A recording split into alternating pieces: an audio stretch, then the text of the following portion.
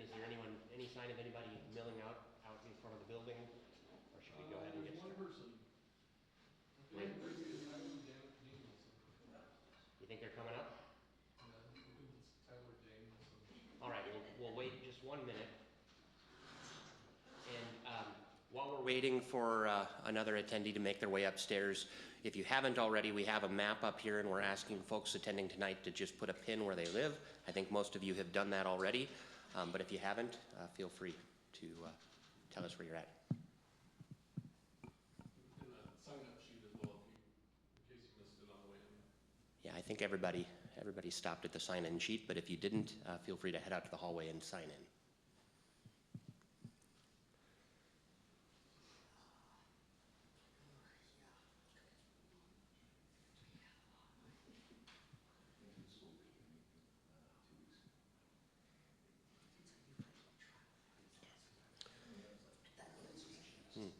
All right. Good evening, ladies and gentlemen. My name is Nick Bond. I'm the Community Development Director for the City of Port Orchard, and we are here for the Sherman Avenue Stormwater Park Concept Design Workshop. And this project is being guided by a steering committee consisting of the mayor, Councilmember Trineri, raise your hand, Mark, and then several staff members from the city, including Connor Dahlquist, who's seated at the desk, and Jim Fisk, who is behind him. Connor is an associate planner, Jim is the principal planner, and then Melinda is here from Public Works, representing the Public Works Director of the city. So, Connor, sorry, you need to flip the slides. There we go. One more slide, please. There we go. So this is going to be an interactive presentation, and to get your participation juices flowing, Jim is going to come around with a microphone, and he's going to ask that each of you introduce yourself, tell us where you're from in the community and why you decided to attend tonight's workshop. So take no more than 30 seconds and just give us your name, where you live, give us maybe a street that you live on, and why you decided to attend tonight. I'm Tyler. I live on Long Branch, and I'm excited for a park to be nearby. Right. My name is Greg Gressett. I live on Shamrock Lane, which is very close to this proposal, and that's why I decided to be here tonight. Mike Oliver. I live on Charlotte Avenue, which is right next to the proposed work. Wanted to see what was going to happen. Valerie Cronquist, live on Blueberry. Want to get my input in here. I'm a little concerned about the project. And Bruce Cronquist, also on Blueberry, right across the water from the proposed park. I'm Campbell. I live on Goldenrod, and I'm very excited that that's going to be a park right on the Oasis. I'm Laura. I live on Shamrock Lane also. Is it going? Okay. And I'm here because I have young kids. We would definitely utilize the park. It's just around the corner from us. So, yeah.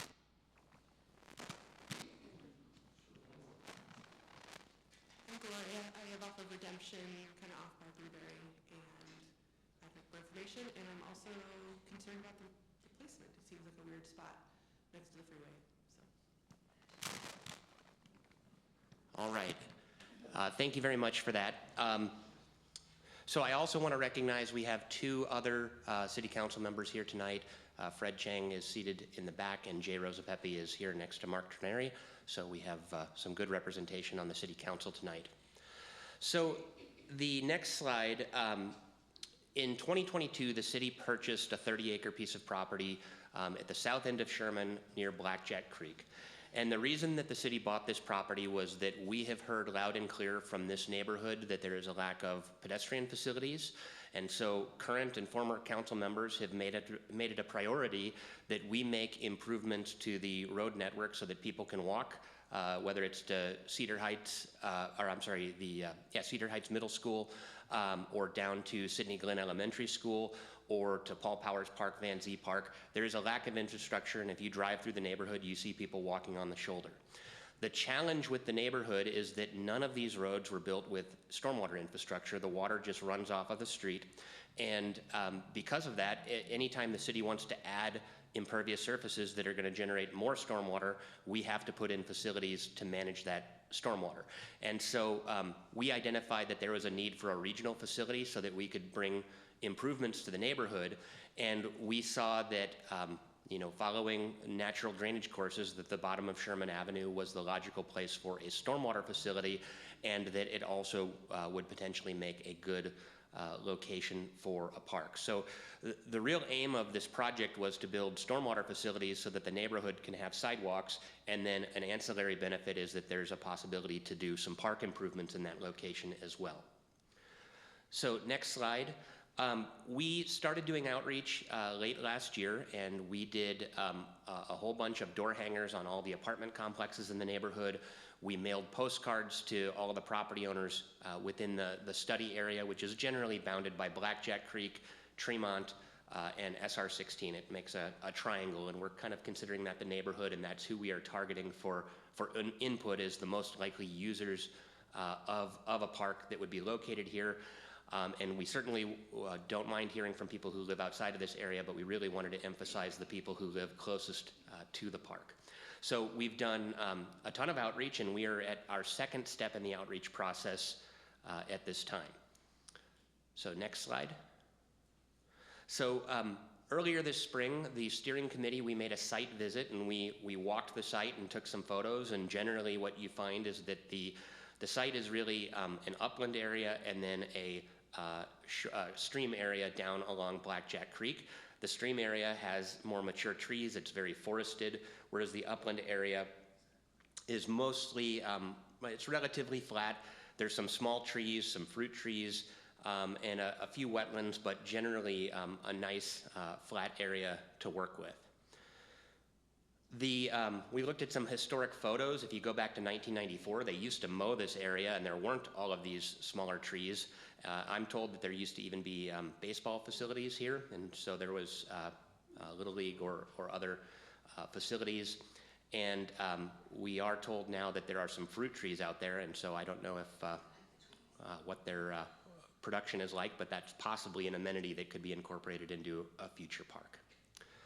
So we did outreach. We started in our first round gathering just basic information about how people use our public spaces, how they get to our parks, whether it's walking, biking, driving. And then we moved into some preferences, and we saw that people generally want a balance of recreation amenities and a conservation landscape, so a little bit maybe more on the natural side.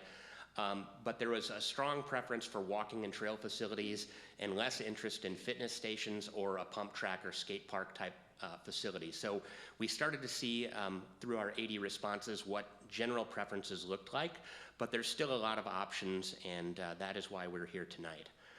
We also identified just major concerns with what could happen with a park being developed here. People are concerned about the environmental impacts, access, parking, noise, and light pollution. And so those are the kind of hot button issues we need to be conscious of as we're selecting this park. So ultimately, this is going to be your park, and so there's no right answer that's coming from the city. We want to provide you with something that you're going to use and that there's general consensus on. But we want to make sure that we're on the right track. We're about to go into a process where our team is going to start making illustrated designs of what various alternatives can look like. Based on the information that we received in the survey, we have narrowed this down to 3 alternatives, and what we want to do is create illustrations of each of those alternatives so that we can compare and contrast the pros and cons of each, any possible impacts of those. And it may be that the community just loves one of those alternatives, or maybe they want a hybrid that takes some elements of one concept and other elements from another concept. So right now we are here to just vet those 3 alternatives before we go to work actually drawing things and getting ready to present this information to the public. So our goals, we're going to confirm community preferences and make sure that what we've come up with reflects what we heard in the survey. We want to make sure that nothing is missing from any of the alternatives and just get a deeper understanding of what the community values and what your priorities are. And we're going to go into an interactive part of the presentation here shortly. And if you have a smartphone, you'll be able to scan a QR code, and you're going to be able to put your responses in, and they will pop up on the screen. And so, but I want to emphasize for you that the three alternatives that have been defined are meant to be different alternatives. So when we start asking you questions about these alternatives, you know, the family nature park is going to include playgrounds, and the Trails and Conservation Park won't. So we're not looking for you to tell us what's not in the Trails and Conservation Park option because it's in another option. We're looking for you to tell us, based on the goal of the Trail and Conservation Park, is there some trail and conservation goal that we are not capturing? So again, the three alternatives are the Trails and Conservation Park, the Family Nature Park, and the Community Garden and Recreation Park. And I'm going to tell you a little bit about each of these options in more detail here. So the Trail and Conservation Park is really all about nature. It emphasizes preserving the natural character of the site. You would get some meandering soft surface trails that weave through native vegetation and around the future stormwater ponds, offering scenic views and peaceful walking opportunities. The eastern edge of the park would overlook Blackjack Creek. There might be some interpretive signage educating you about environmental features. And it's really meant to be more of a minimal park, and it would be low maintenance, habitat friendly, and it's really ideal for nature lovers and those who want a quiet, passive use park experience. And alternative 2, this is going to be the Family Nature Park. And this design would balance open green spaces and informal nature play areas. Visitors will find a small picnic area, spaces for playground equipment, and looped paths implementing nature exploration opportunities. The stormwater features could function as educational features, telling you about how our stormwater system works and why we have that sort of facility within the city. You might have viewing platforms, interpretive signage, and then the sloped areas along Blackjack Creek would remain with native vegetation with potential lookout spots offering views of the creek. It's really meant to be a family-friendly, inviting to people of all ages, and to provide learning and a safe, natural setting.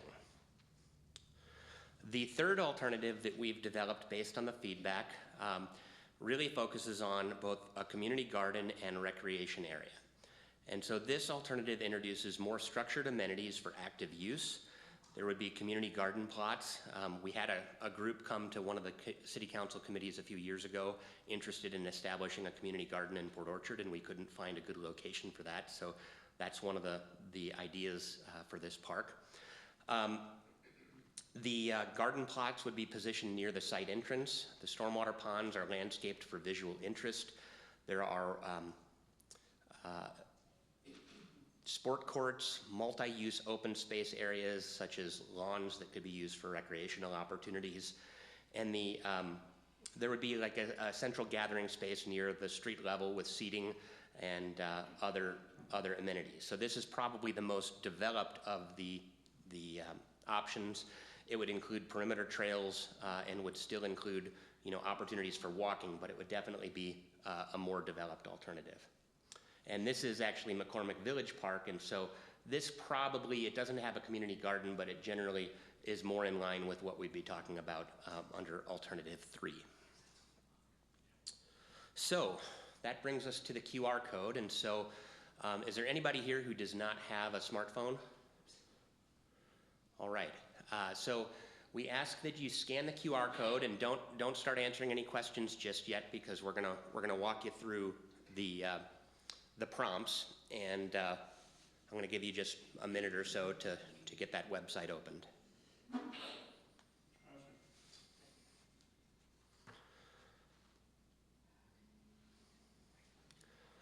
So the first, go ahead and give me the next slide. Oh, well, has everybody got this scanned? Oh. All right. So the first couple of questions are going to deal specifically with the Trails and Conservation Park options. So if you're here and you want playgrounds.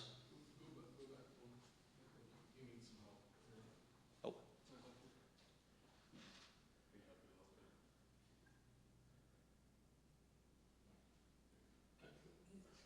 All right. And if anybody needs technical assistance, Connor or Jim is happy to come over and help you with this. So the first couple of questions that we're going to ask have to do with the Trail and Conservation Park. And so again, this is the more natural park option.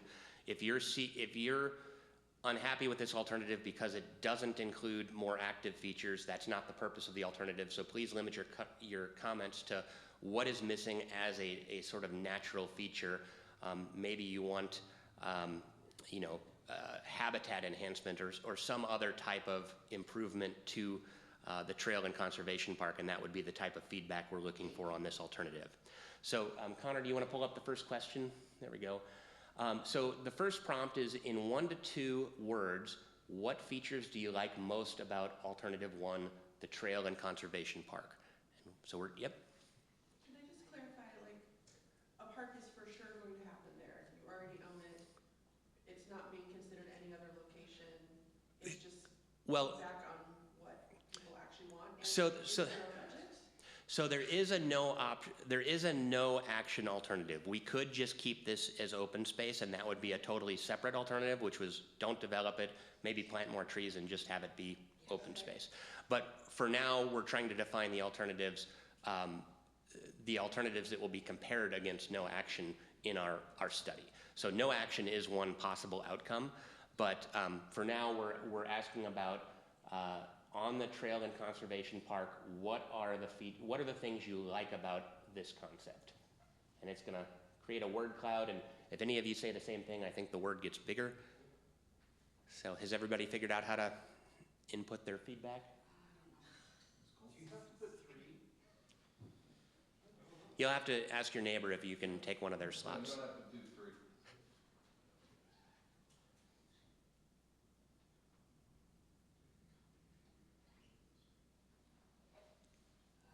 It's really cool. Scary.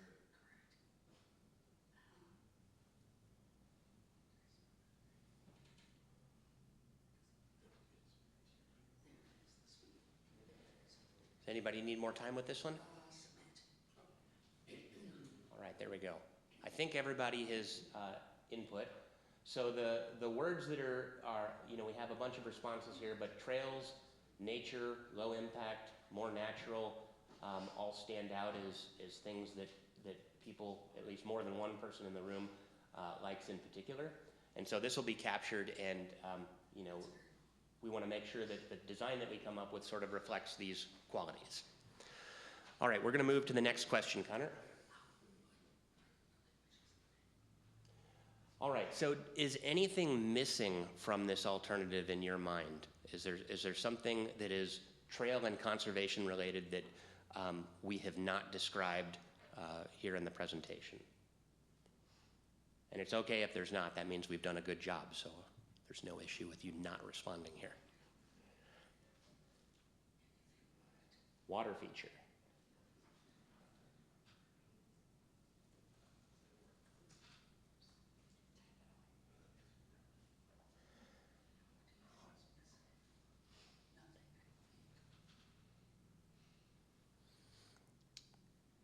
Is anybody still working on their response? All right, there we go. So we've got water feature, none, informational signage, benches, educational signage, and biking paths, sound walls by the freeway, access to the park, question mark, quiet. Not sure why the words are not appearing as large on this one, but. It's just that open-ended, Gotcha. This is our first time using this technology, so we're learning here with you. All right, does anybody need more time? All right. All right, let's move to the next prompt.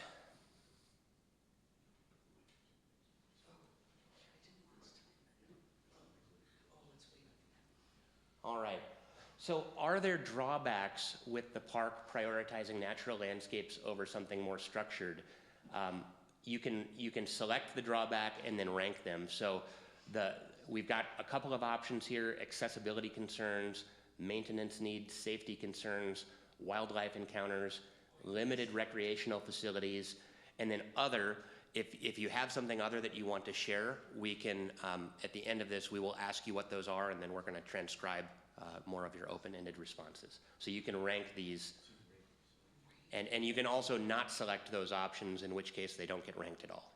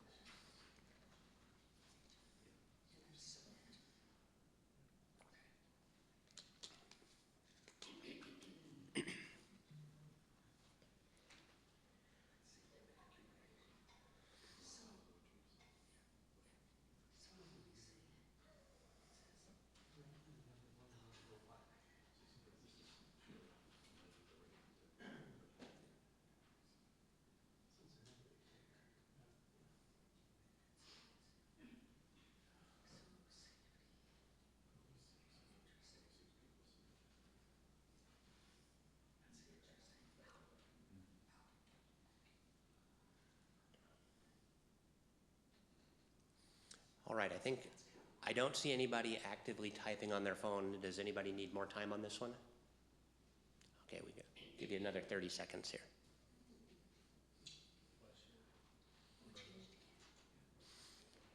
For those of you that selected other, does anybody want to share what their concern is that isn't listed here? You can raise your hand. And Jim's going to bring you the microphone so that we can record your feedback. We have a lot of trail cameras down there, and there is a lot of wildlife that goes through our property and heads out that direction, you know, through the waters or the land or whatever. And I don't want that wildlife being disturbed. So I really don't want to see much of anything done to this area. And we've got cougars, we've got bears, we've got family of deer, there's river otters, there's hares, there's just a lot of wildlife. And, you know, we're trying to keep as much of that so they have a place to go. I don't want them being disturbed or displaced or being killed because there's an encounter with any one of these deer, bear, cougar, coyotes. I don't know where they're going to go. So much of Blueberry is now all been built out. Where are they supposed to go? So that is my fear with putting anything in there with a lot of people. It's not going to be the animal's fault. They're being displaced. And that is my fear with this. All right, thank you for sharing. Thank you. Anyone else?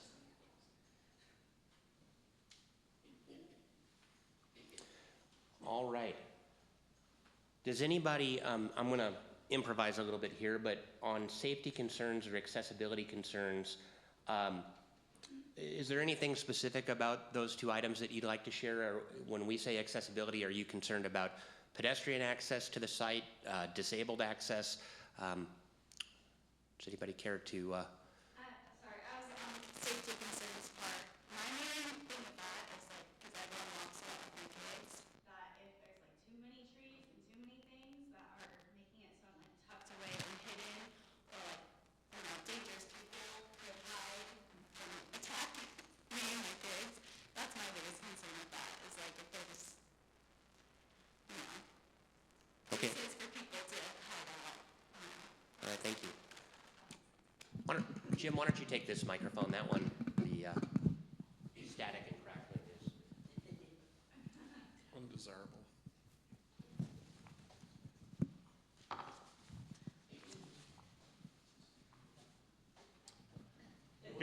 I guess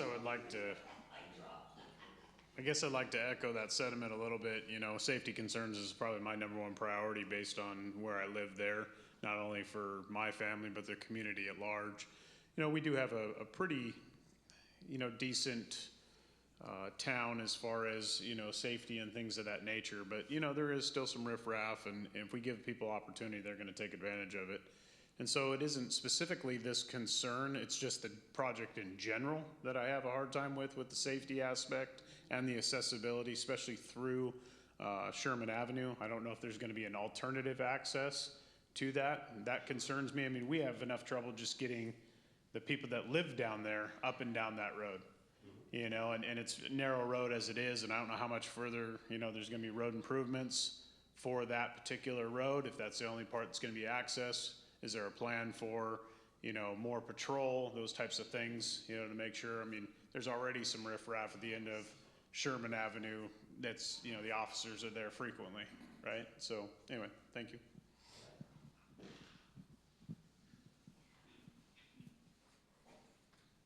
Yeah, I think my concern is that the location's just gonna have a lot of freeway noise, which is gonna make it unpleasant for people to wanna hang out in. And so if we put all this money and energy into a place that people don't actually wanna be, then you won't have enough people using the park as intended.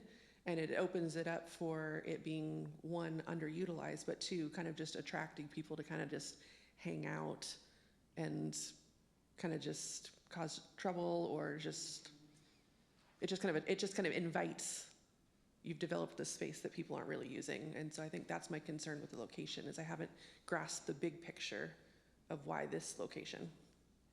Thank you. All right, let's move on to the next alternative. So we're going to talk about the second alternative that has been developed, and ask a similar set of questions. And so you'll be participating on your phone again. So again, the Family Nature Park, this is the option that does include some natural space, some active space. Maybe the playgrounds have a little bit more of a natural aesthetic, but we'd like to start by asking you in 1 to 2 words, what features do you like most about Alternative 2, the Family Nature Park?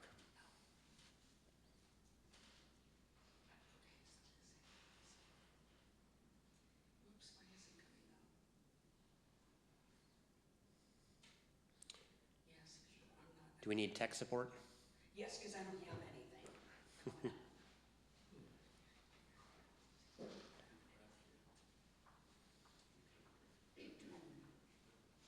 I just refresh? I try that. There it is.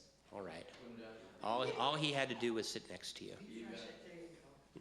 Okay, so that's what we want.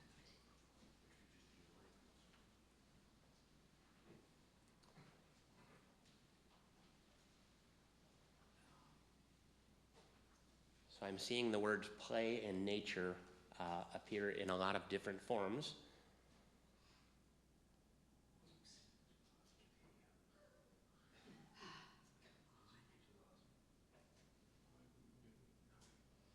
Are they all the same size because we're all using different words? Yes, you're using slightly different words, so. How many times do I have to redo that?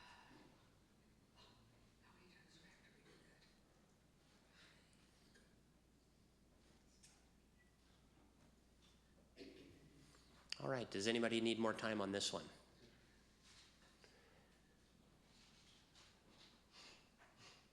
All right. So I'm not sure that we have 2 identical responses, so nothing is in an extra large font, but I see a lot of overlapping words: playground, play areas, a lot of the use of the word natural or nature. So Jim, did you get that captured? All right. All right, we're going to move on to the second question, and that is, what is missing from Alternative 2, the Family Nature Park? And again, the nature park includes natural play areas, picnic spaces, paths with educational opportunities, and nature exploration.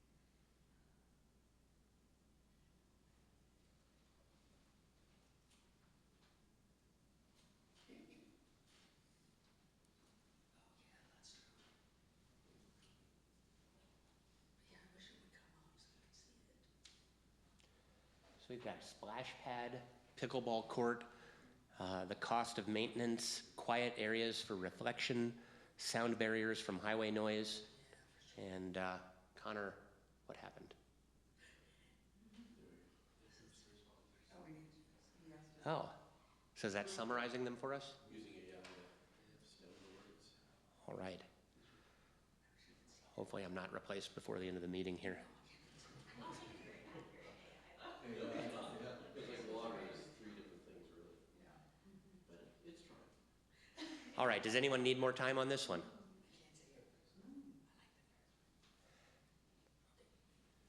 All right, let's, are you able to pull up the list?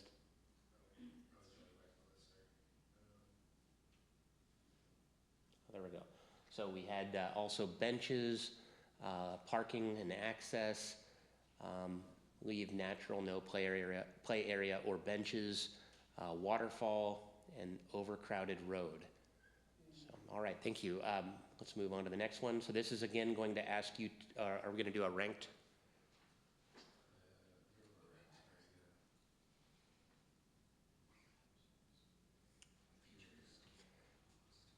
Sorry, some technical difficulties here. Hopefully we don't have to have you all sign in again. But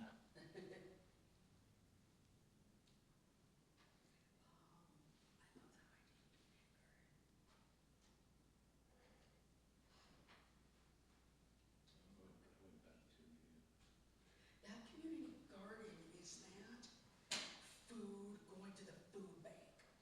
What is gonna happen with that? it's not defined. But is this the next question? Pea patch? This is the last one.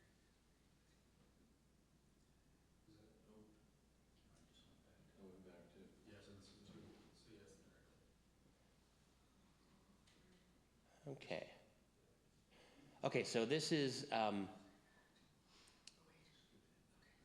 we are asking you to strongly agree or strongly disagree, or I assume something in between here is the feedback that we're looking. And the first prompt is, should play spaces be designed for a broad range of ages or focus on a specific age group? How important is it that play features blend into the natural landscape? And would integrating educational features such as signage or creek access with play spaces increase your interest in this alternative or design? For the first one, is one like single group or is one Yeah. multiple groups? Yeah, first one's not worded. Connor? Oh, yeah, sorry. Single group and then specific, or broad range, no, that's correct. Should be designed for a broad range of ages or focus on specific. So you put the higher number is for a broad range? If you, agree for a specific group. So did mine skip? Agree for a specific group? Yeah. I wonder if mine's. I didn't understand that, because I So didn't I hear can it. restart this one, that I can hear these responses.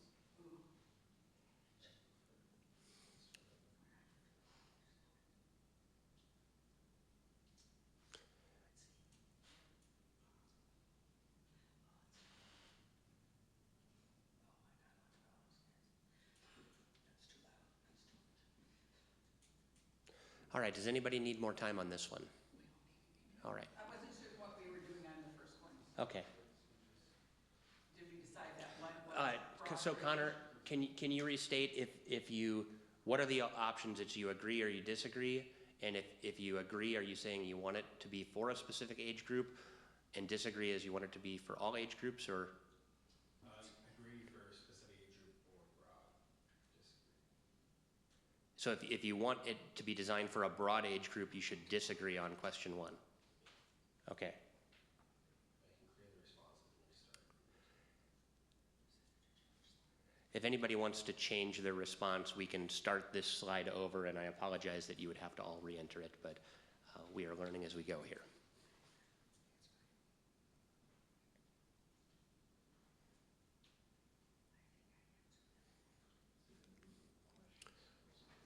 Is anybody still working on it?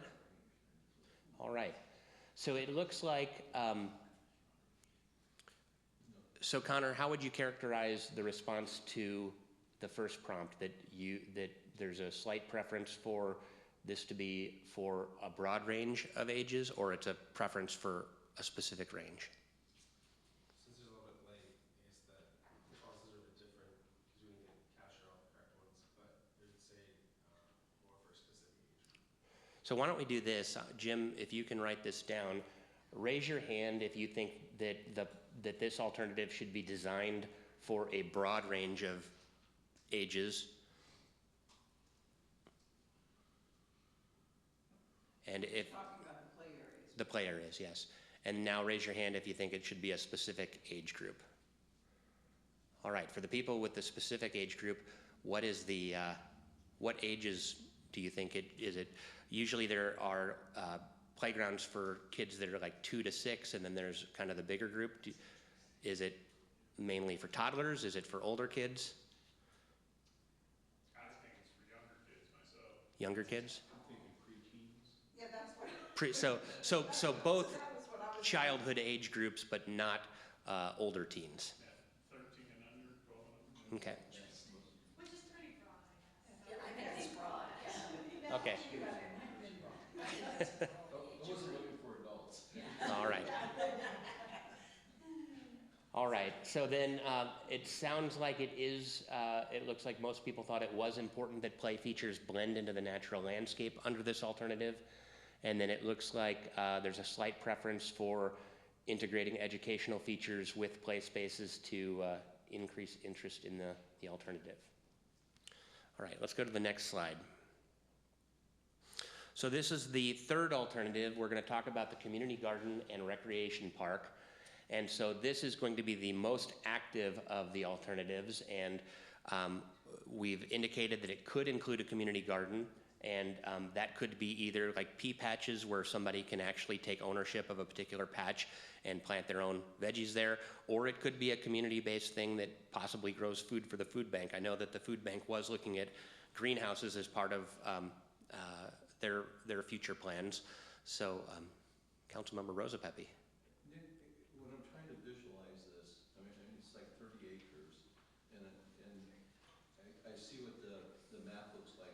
What are we, can you kind of give us it's like 500 feet by, you know? Yeah, I think, Because I'm having dimensional, when I try to think about putting something there, I'm trying to think how you fit. so I think that if we developed this alternative, there would probably be a small parking lot, maybe 20 or so parking stalls, and you'd probably have 100 by 200 feet kind of as a maximum dimension of a little area that is for a community garden.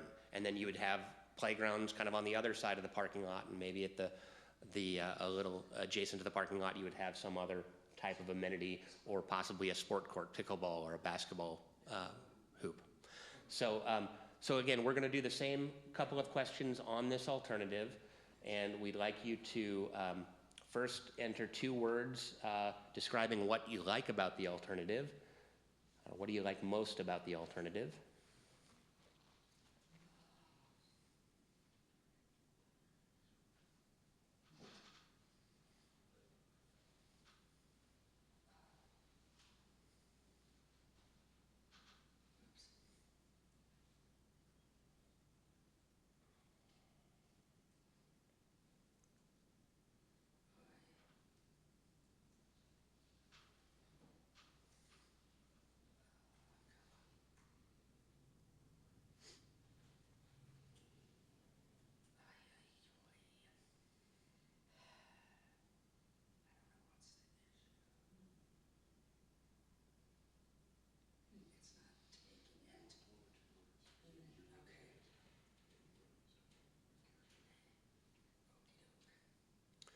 Has everybody got their responses in?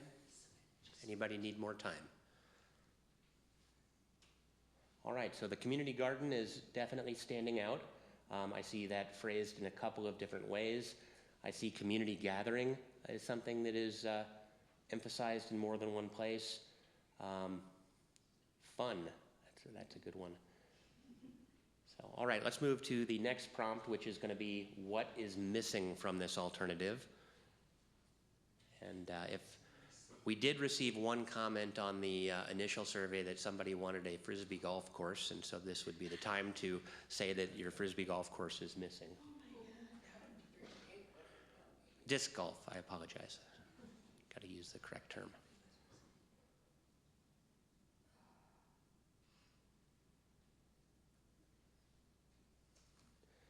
All right, we got Zen garden and playground. Nothing is missing. A sound wall. Stormwater capacity, nature, noise control, a water feature.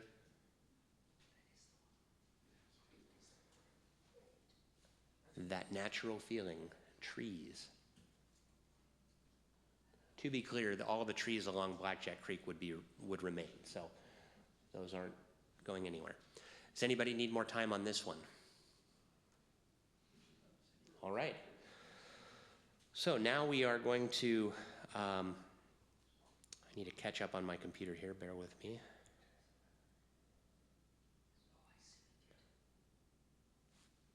All right, so now we're going to ask you a couple of additional questions just related to the development of the alternatives as a whole. This question is, how would you prioritize these 4 items? And there is an other option, and so at the end we will ask you what that other item is. But there's community garden space, recreational features, and flexible open space. So you can rank these.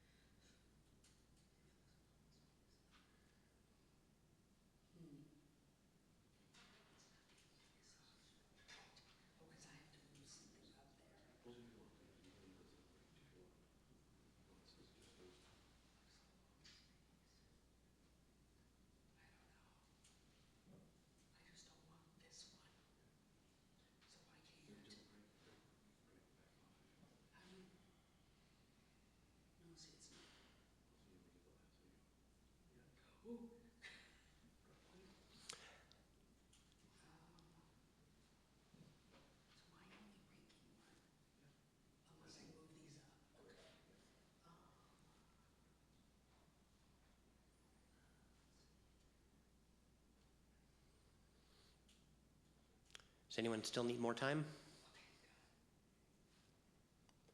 All right. So it looks like the flexible open space is a slight favorite, followed by community garden, and then recreational features such as courts, multi-use lawn, trails those first 2 by just a little bit. For those of you that selected other, is there anything you'd like to share that you'd like us to capture in our public outreach document? Councilmember Rosa Pepe. It may be implied, because, without the, true design, but I didn't know if they were,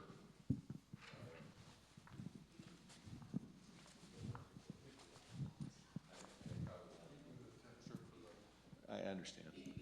Well, no, I was going to say it's probably implied, especially from the picture, but I wanted to add the word trails, just so that's captured. But, when you see the picture show up, you go, maybe I shouldn't have put other, but trails during that period.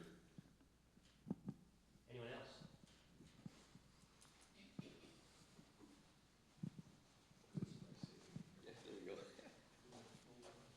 Yeah, there you go.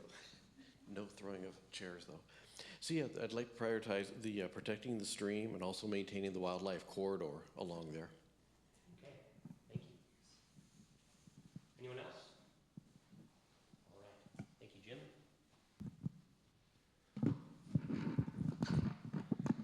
All right, thank you for that.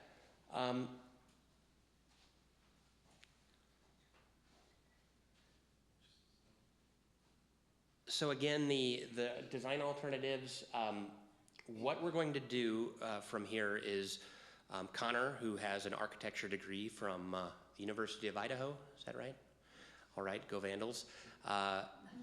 He is going to start working on some concept plans to illustrate what each of these alternatives can look like. There will also be a no option alternative, or a no action alternative, which would be build the stormwater facility but don't improve the property in any other way, and that facilitates sidewalks being extended to the neighborhood. And then we will release those options. We may get some feedback. There may be some refinement of those alternatives, and then we're going to ask the community which option they prefer. And then there is one more set of questions here that I wanted to go through. So out of the 3 design alternatives, which of these resonates most with your interests and priorities? So this is your opportunity to kind of give an early vote to which way you are leaning. And if you prefer the no action alternative, pick option 4, which is the not sure. Yes? And we're clarifying that this is what we want for this location, not that we Correct. like all these things in our community somewhere. Correct. Just for this. Just for this location, yes.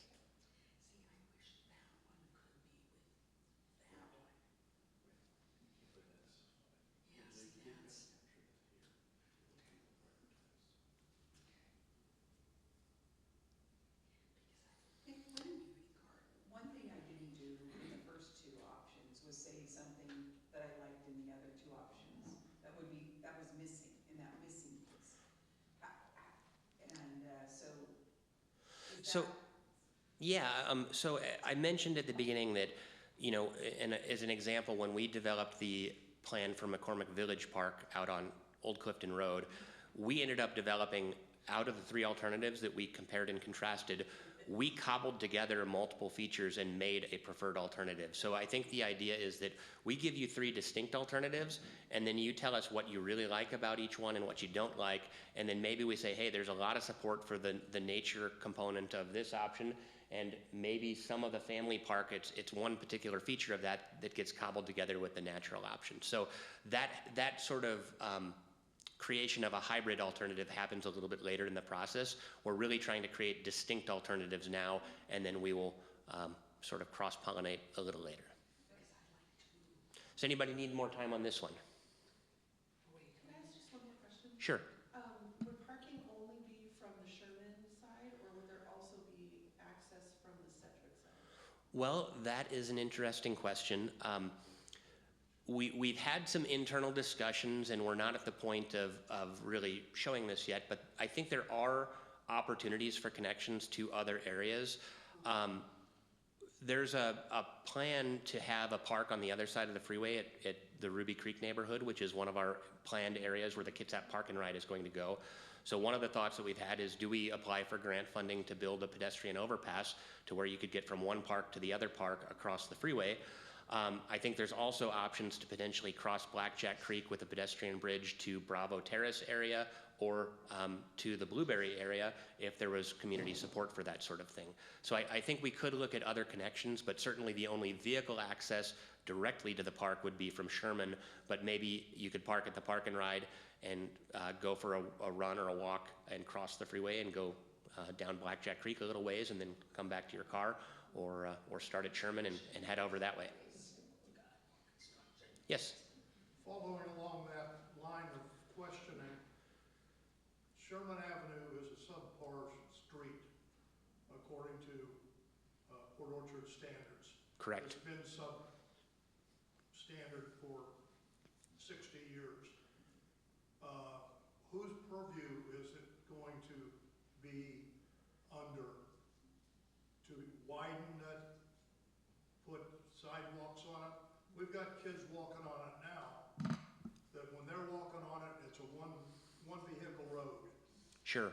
So the whole purpose of buying the property was so that we could make those improvements to the road network. And so anytime property develops in the city, we require the person developing the property to make frontage improvements, and then potentially to provide connectivity to other areas. So we would look at the impacts of the park project, and if the city needs to put road improvements in to provide access, or if the access doesn't meet minimum fire widths or other things, we would make those improvements as part of the park project. But we haven't gotten to the point of evaluating exactly what is needed for this project, but I think talking to the Public Works Department, who is looking at they're more focused on the stormwater side of the park, not the park amenities right now. I believe there's talk of extending the stormwater pipes up Sherman so that you could put in the sidewalks and make those road improvements. Whether that would happen at the exact same time as the park or whether it would be phased is something that we still have to work out. But I think the idea is that we start at Sherman and we start building road improvements up toward Sydney and eventually over to Lippert and all the way up to Tremont. But you can't start at Tremont and build down because you have to have the pipes in the ground to get the stormwater to this park.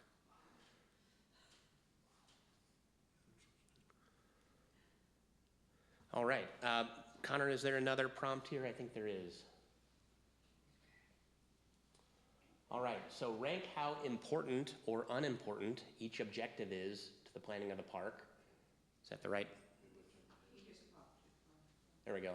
So low maintenance design, diversity of amenities, habitat preservation, education opportunities, structured play spaces, and community interaction spaces.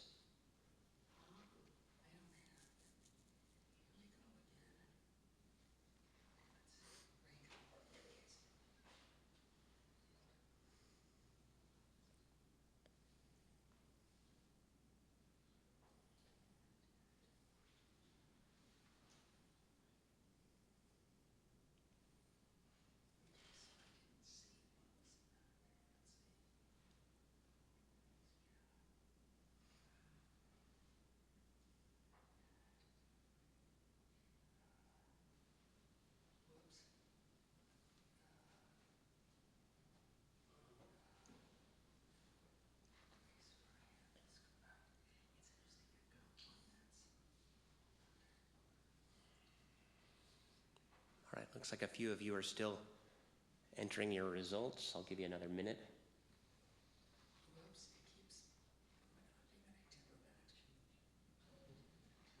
I find if I just touch the line, that'll take me someplace and you can kind of, it took me a minute to figure that out.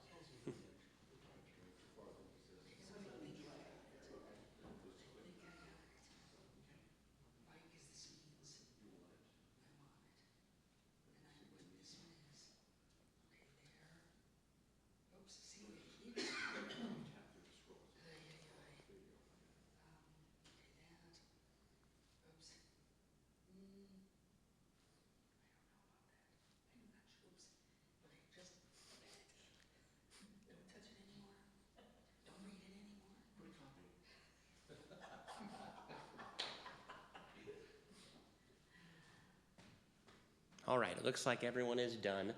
So it looks like habitat preservation, a low maintenance design, educational opportunities all scored very high, and the structured play spaces, the community interaction spaces, and diversity of amenities were maybe a little less important, although probably not totally unimportant. All right, next prompt, please. So this is just a free-form response where you can give us feedback, and the prompt is, do these options represent a good variety of park types? And share why or why not in a few words. And totally open-ended, and that's just a way to give us some feedback. Is it going to pop up on the screen too, Connor, or yeah?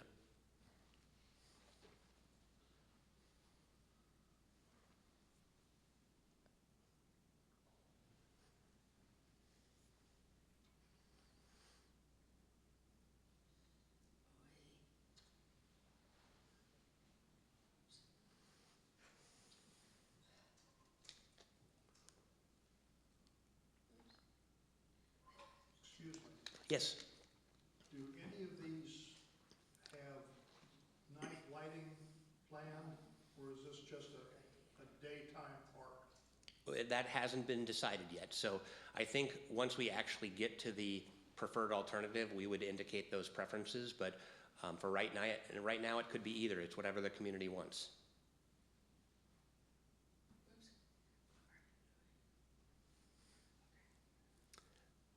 All right, does anyone need more time on this? Yep, just about finished. All right.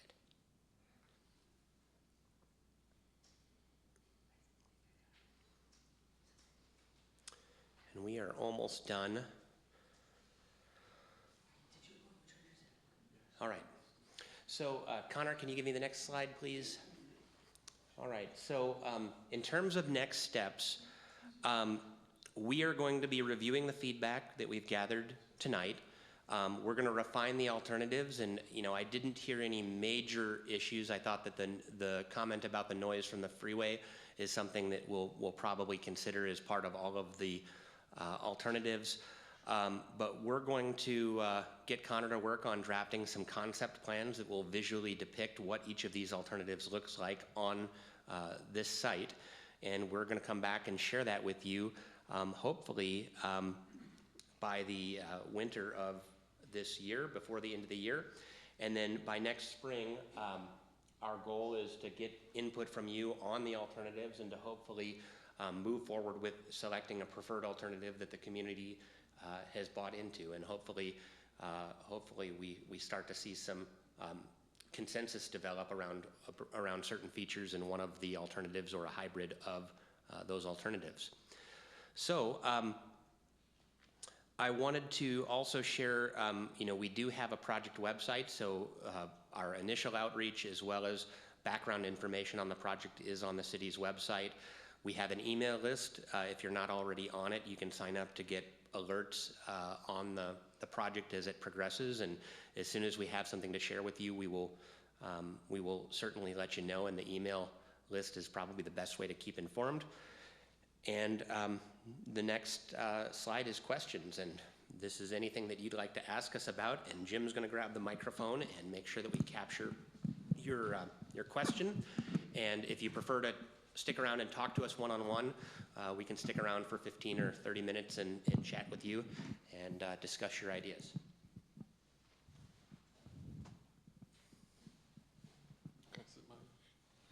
How is this information then getting to the people that weren't here? Because you sent out, it looks like you sent out a lot of flyers and info. Is all this stuff being mailed to everybody?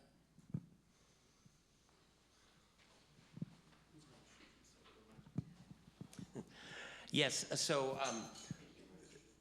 as I mentioned, we had 80 participants in the initial survey. So all of those participants, a lot of them anyway, provided their email address, and so they've at least been alerted that this presentation is happening. We're recording the meeting tonight, and so we're able to put the recording online so that people who weren't able to attend can watch it, and they're always free to email us with their feedback if they have additional feedback. But again, right now, we were really trying to just ground truth the alternatives and make sure that they are good and that we should proceed with them. And I think really where the rubber meets the road is actually getting comments on those alternatives once we have graphics and illustrations showing what each of these look like. Thank you. Anyone else?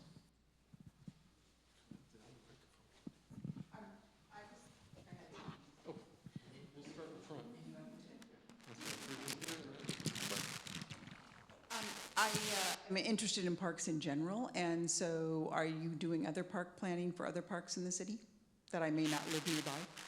Well, and you're going to have to go.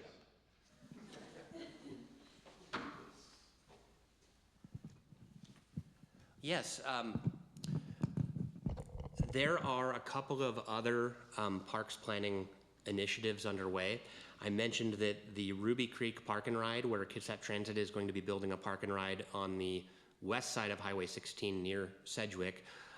We've identified another regional park on that side of the freeway.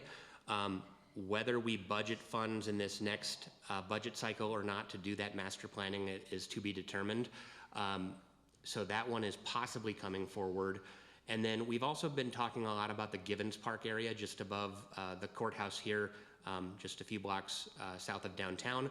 I think there's a need for improvements to that park and whether we can budget money for doing a park master plan or not is to be determined, but I think that's something that would be a fairly high priority just to make that a more usable park. Of course, we're doing the tennis courts there and the pickleball courts as well as the futsal and basketball court. Those are being resurfaced right now and we should be having a ribbon cutting before October, I would hope. Yeah, hopefully we can make other improvements to that park also. Good idea. Okay, so you can sit at least. So yeah, two questions. One, have you talked with the first people or the tribes? Because I know they park on our street and go down to the creek to, check the salmon and things. So I'm not sure if you've gotten their input. Yeah, I mean, I think we have a pretty good working relationship, and we will solicit input at a future date. I think really right now we're trying to find out what the community wants, and then we'll talk about how to make sure that it is ecologically responsible. Part of the reason that we're doing this stormwater park is that under our federal Clean Water Act permit for our stormwater system, we have to make certain investments in our stormwater system as a condition of our permit and our right to discharge water to federal waters.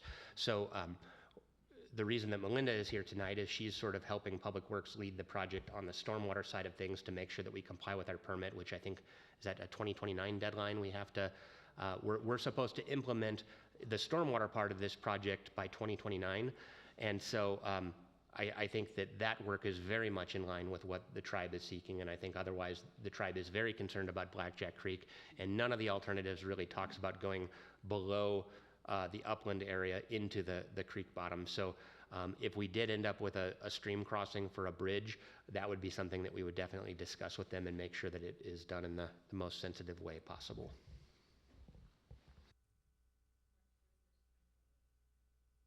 Thank you.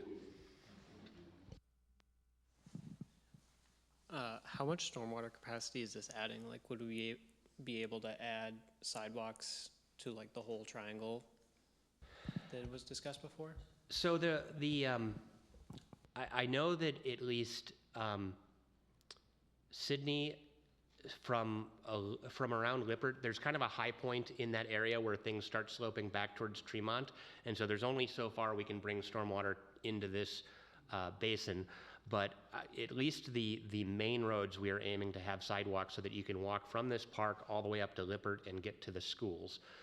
Any road improvements beyond that are, unfortunately, are probably outside of the financial planning horizon that the city has. I'm not sure that I will still be around when we get to that sort of project, but theoretically the facility will have surplus capacity for stormwater so that we can add those projects in the future.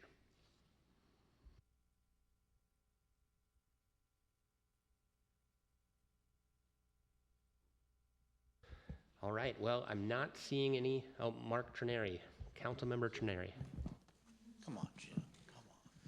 I just want to say thank you to everybody who showed up here. I raised my kids in this area, and we went to Paul Powers Park, and when they were kids, that was many, many years ago. But this is truly going to be your park. And the city's, I think, doing a pretty good job trying to reach out to folks and get your opinions and ideas and thoughts on how we move forward. And I'd really love it if you guys could tell your friends, tell your neighbors, make them aware that we're looking for input so that we can move forward for what's best for the community, and that's our community up on top of the hill here. So thanks everybody for coming again. Nick, will we have this survey available for a couple of more days, or so we can get some more input, or is it going to be shut down? Do you know? So this survey is limited to tonight's in-person workshop. We could try to do something online, but then we would be getting duplication of responses. So I think because we're only at the point where we're trying to refine alternatives and not actually asking for direct input on each of the alternatives, that can probably wait until a later date. But anybody who has concerns can certainly contact our office, and we're happy to meet with people one-on-one to talk about their ideas and thoughts on the park.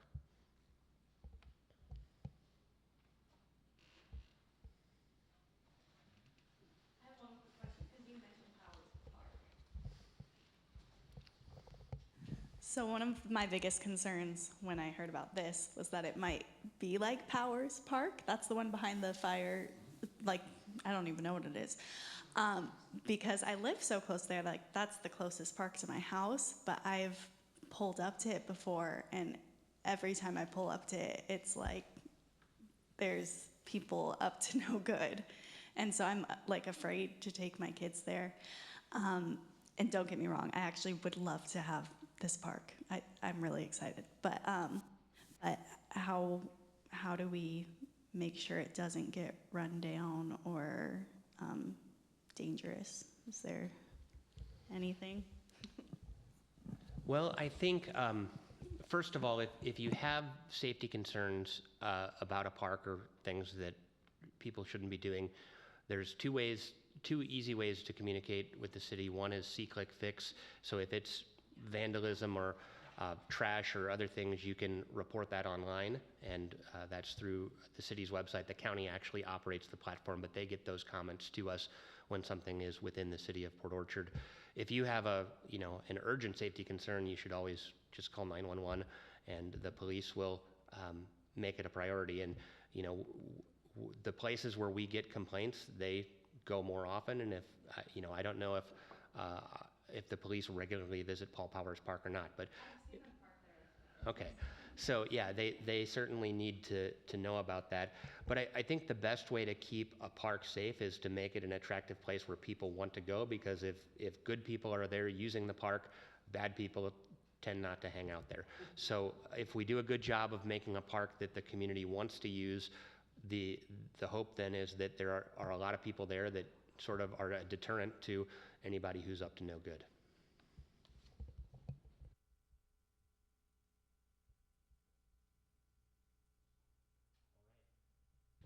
So if sounds like there's no further questions, but if you would like to talk to any of us or your elected council members, we'll be milling about for the next 15 or 30 minutes. And thank you all for coming. We appreciate your participation and look forward to continuing to work with you.